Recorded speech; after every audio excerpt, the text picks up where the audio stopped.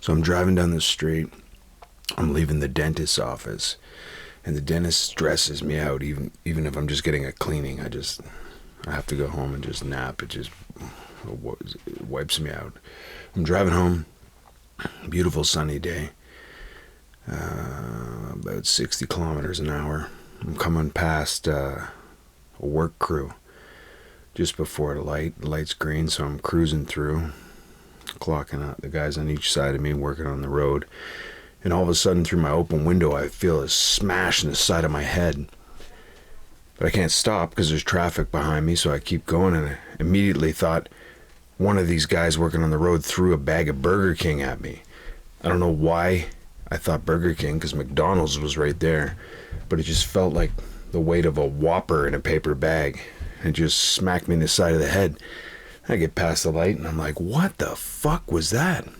I'm driving, and then I look down beside me on the passenger seat, and there's a fucking bird. There's a bird just sprawled right out, and I think he's just dead, laying there. Like, holy fuck. So I'm driving. Traffic, I can't really stop. We're moving about 60 clicks. I look back, and now the bird's awake, and he's just sitting on the seat, just staring up at me. And I'm like, hey man, there's been an accident. I'm gonna pull over up here and let you out. Are you okay? You know, like I'm just like talking to a bird. And he's just looking at me like, I'm not supposed to be here. I'm a bird. So I'm looking for a good spot to pull over, and I can't really find one because it's about rush hour now. And then all of a sudden this thing starts flying around the car. So I open all the windows up, but he's just going nuts, smacking into the windshield and smacking into the roof and hitting me in the shoulder, and then he hits the back seat and falls down on the back seat, and he's just all fucked up again. So I do the windows up because I don't want him to fly out all fucked up and get hit by a car. So I'm like, dude, just take it easy. You know, I'm going to take you home and I don't know, like put you in a shoebox and I don't know, like feed you with an eye drop or call somebody. So I drive home. It's about a 10-minute drive, and I'm watching him. He's on the back seat just like all fucked up. And I'm like, oh my God. And my head is fine. When I get to my house, and I jump out to check this bird out, and he's gone. I'm like, what the fuck? Where? Like the windows were up, and I seen him on the back seat. He didn't get out of the car. I'm looking all around, under the seats. I open the hatch back. I'm looking in there. Can't find him anywhere, and it's hot. This is when this heat wave just started, and it's hot. So I'm like, you know what? Fuck this bird. I'm going inside because I'm all messed up from this dentist. I need to just lay down. And then I'm thinking, yeah, like I'm gonna tell my kids, like, be careful back there, girls. There might be a dead bird. Watch your feet. So I look again. I gotta find this bird. I can't leave it.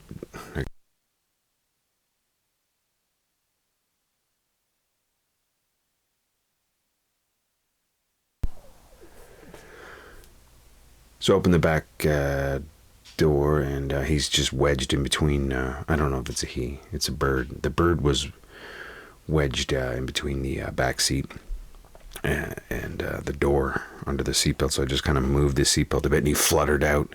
I was like, oh, okay, he can fly. And then he flew over to the neighbor's house. So I was like, well, welcome to the neighborhood. The following program contains explicit material. If you are under 18 years old, please fuck off. Sit back, chill out, and listen up, because we're spinning yarns. Welcome back to Spinning Yarns. I'm your host, Joe Amero. What's going on here?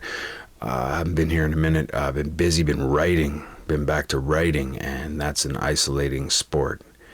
Put out the last episode, got some interesting feedback. People didn't like that. I said that I had Kevin Smith on the show, but it was an April Fool's joke, and it was just to give me a break from the show. And I put up the Truth to Power episode in the in the place of and announced that it was Kevin Smith, but Kevin Smith wasn't on the show. It was just an April Fool's joke. I thought it was funny. Some people didn't. No apologies there. Why do I even do this anyway? This is for myself. This is low stakes. This is my nerdy video audio journal. So fuck you if you can't take a joke. What's even the point of anything? I did have an old friend reach out to me because of the show from high school, and they, by happenstance, are knitting enthusiasts, so they're into yarn, but they found spinning yarns, and now they make prosthetic limbs. So shout out to Chanda if you hear this. Got some old pictures of my brother from high school and some nice chats, so that's something. But yeah, I've just been busy doing other things. We lost a dear friend and big supporter of the show, Deborah Dupree. Rest in peace, Deb. She was scheduled to do an episode on here called Call Your Mom, but she was going to have a double lung transplant, and if anyone would have survived that, it would have been Deb. And we were going to record right after her procedure, but she went to hospital and got COVID and passed away, unfortunately. She was one tough cookie. Deb was a good friend to me my whole life, and I loved her very much. She was actually Guillain-Barré's patient number 2 after Guillain-Barré's himself. And this is some syndrome disease where you can't even move, you're paralyzed. She had enough will and strength to just will herself to move to try to end her life at that time. That was a long time ago. Deborah Dupree, she lived an incredible life, and she was a huge inspiration to everyone who knew her. We're going to miss you, Deb. How does anybody even afford to live? Like, I just make my paycheck and then it's all gone. I have like nothing until the next paycheck. Working from home, so that helps, so there's no money on the commute. I just don't know how other people live. Like, how do you do anything, especially if you have kids, and how do you stay healthy? I'm trying to concentrate on health. Trying to quit smoking, but it's so hard. I really struggle with that. I have no idea how people do, like, the minimum recommendation for mobility is 10,000 steps a day. I've been pulling it off because I work from home, so if I do 3 walks a day, I can get over the 10,000. But how are you supposed to do that if you're like at work or strapped to a desk, or I guess a lot if you move at your job, that helps, but I don't. It's a sedentary lifestyle, and but I've been pulling it off, and I'll do my steps. I can do 2 walks through the day, and then when the kids come home, we do a walk after dinner, and you actually get more steps with the kids with taking little steps. But they're only good for 1 walk, and you have to bribe them with a popsicle. But walking around, talk to my neighbor, and apparently somebody who lives in my neighborhood by the church was recently discovered to be a serial killer, mass murderer, when they found body parts in a garbage bag in his yard. And apparently he worked at a steel mill and always brought tasty chili for everyone to enjoy at all of the potlucks and work functions. Neighbor said he killed a whore. 10,000 steps. I don't know. I'm trying to supplement my income. I started a consulting business. I'm in the middle of setting up this consulting business independently, so that I can try and make some more bread on the side. One-on-one consultations and presentations and trainings and educational workshops and team building exercise and speaking engagements and all this kind of stuff. I was in the middle of doing this when my good friend Mayor, shout out to Mayor, hooked me up with the John Howard Society. And the plan is to speak at schools, small businesses, nonprofit, and corporate, and just offer this consultation catered, to the individual's needs. But she hooked me up with the John Howard Society in Lindsay, Ontario, which ironically enough was where the last time I was in Lindsay, I was in the Lindsay Super Jail. And this was designed after Americanized style jails. And there was 2 of them they ran as a project. One in Penetang-Washeen, Ontario, up on the Georgian Bay. And one in Lindsay, Ontario, up the 115 near Peterborough. One was ran privately and one was ran provincially. In the privately run jail, a guard killed an inmate by stuffing a small red King James Bible down his throat. And when he died, they decided to run it provincially, and it's still running today. And I was in there for stealing my dog from my ex-girlfriend. Shout out to my dog, Beaner, for a little bit. And so the last time I was there, I was in jail. Now here I am, full circle, being paid as a private consultant to give a training to the staff of the John Howard Society who work with the prisoners of the jail. So that was a little thing that happened, and it went over great. Got paid well.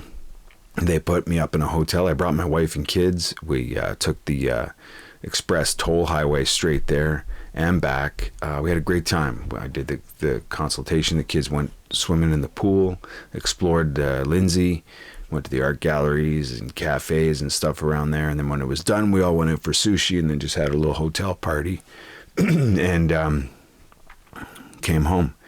A week later, we got a $175 bill for the toll highway. And we're back to where we started. Kevin Smith, my wife shares a video with me of Kevin Smith talking about writing. And I had been getting back into writing, and he's talking about, your stories are your currency, and they want what you have, and it was really inspirational. It really moved me. So I dusted off an old screenplay that I had called Straight Edge. I'd written this years ago, like 2007 or something, and it was supposed to be a vehicle for my brother and I to act in. And I wrote it. I was going to direct it. Very ambitious project. My brother was going to play Detective Dick Richards, and I was going to play Anson Jensen, who's a serial killer targeting fucking cat members of addiction support groups, and the detective Dick Richards chasing him. He's a drug addict and alcoholic too, so it gets into a pretty funky drugged out cat and mouse romantic comedy. That's a dark comedy. We're gonna do this, and then Dynamo from Hobos, my friend Paul, my brother, shout out to Dynamo. He has a friend who's a hairdresser who's cutting George A. Romero's hair, and George A. Romero was living in Toronto at the time, and this friend of his was George A. Romero's regular hairdresser. So we get to talking, and we say, hey, we bartered, like Paul Dynamo was a graphic designer, so he said, I'll make you business cards if you can get this script into George's hands. So she agrees to it, and the month goes by, and we see her again after the next haircut, and we're dying to know, did you get it to him? Yeah, I got it to him. He liked it. He wants to contact you guys. We're like, oh my God, like, this is it. And then he died. So fuck, there was that. And then we're gonna try and make it anyway, and life gets busy, and then Harold passed away too. So I just put it away and got on with life until this video from Kevin Smith. So I pull it out and I dust it off and I rewrite it and I start submitting it to film festivals, right? And it's cleaning up. It's doing really, really well. It's been selected at the Clown International Film Festival, Muzzle Awards, the Thing in the Basement Horror Fest, the Flight Deck Film Festival, Wallachia International Film Festival, Cult Movies International Film Festival, Purgatory Film Festival, And it has been a finalist in the NYC Independent Film Festival, Luminary Independent Film Festival, Art Film Awards, 13horror.com Film and Screenplay Contest, nominated Bloody Hats Film Festival, Shortstop International Film Festival, and an award winner at Multidimension Independent Film Festival, Independent Film Awards, first monthly film festival, and monthly Future of Film Awards. So now, lo and behold, I'm an international multi-award winning screenwriter. And that got me busy. So I got in and I wrote this next project. First draft for this screenplay called Maggie May. And my friend Fatima, shout out to Fatima. She's a filmmaker, and she helps me out with my grant for the Canada Council of Arts. So hopefully I get this grant for this next project. And then I wrote a sequel to Screenplay 2, Straight Edge 2, Rehab. So that's there. And then maybe make it a trilogy. I have an idea for a third.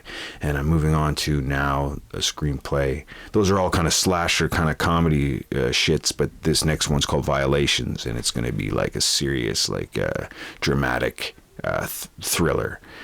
It's going to be like my version of Falling Down.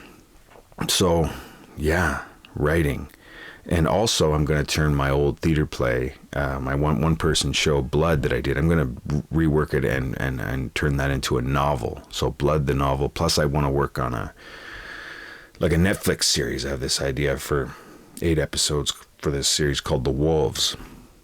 Lots of ideas, lots of stuff to do. So, yeah, Kevin Smith. Today's my mom's birthday. We're going to drive up and see my mom. Call your mom. The world is on fire. Be gay. Do crimes. I'll see you next time on Spinning Yarns. Spinning Yarns is brought to you by Hi-Fi Umbilical Productions. We're 100% DIY with zero tolerance for intolerance. Spinning Yarns is recorded on stolen land in front of a live studio audience. You can connect with us on Facebook, Instagram, Twitter, YouTube, Gmail, and Linktree at Yarn Spinnin'. Please like, follow, and share to show your support. We're building this together. Spinnin' Yarns is available on Spotify, Apple Podcasts, and everywhere else you kids go for podcasts these days. Check out our Patreon if you'd like to help out the show, and you can always find us on the web at our landing site, joeamero.com. If you'd like to be a guest on the show, reach out. Let's shoot the shit. We're just spinning yarns, connecting with respect and respecting the connections. Peace be with you.